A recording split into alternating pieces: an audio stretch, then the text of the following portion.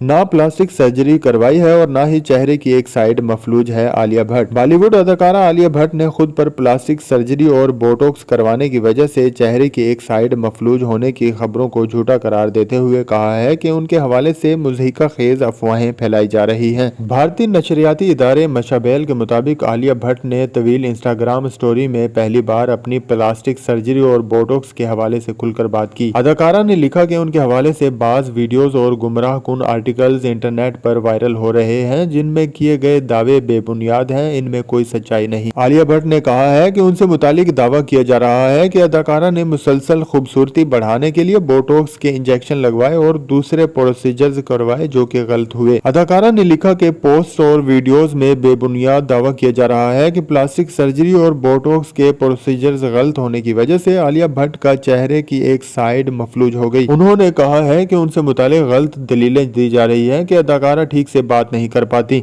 उनका मुंह मुड़ जाता है और इसी तरह उनके चेहरे पर इंतहाई गौर और फिक्र से मुशाहिदे करने के बाद गलत दावे की जा रहे हैं। अदाकारा ने कहा है कि उनकी जानिब से बोटॉक्स करवाने और उनके चेहरे की एक साइड मफलूज होने से मुतालिक कोई तस्दीकी हवाला नहीं दिया गया। हवाई बातें की गई हैं ताकि इंटरनेट पर क्लिक बैट्स के जरिए पैसे कमाए जाए। आलिया भट्ट ने कहा कि खूबसूरती बढ़वाने समेत दूसरे प्रोसीजर्स करवाना हर इंसान और खातून का हक है जिसका जिस्म उसकी अपनी मर्जी होती है, लेकिन इससे मुतालिक किए गए दावों में कोई सच्चाई नहीं। ना उन्होंने बोटॉक्स करवाए और ना ही उनका चेहरा मफलूज है।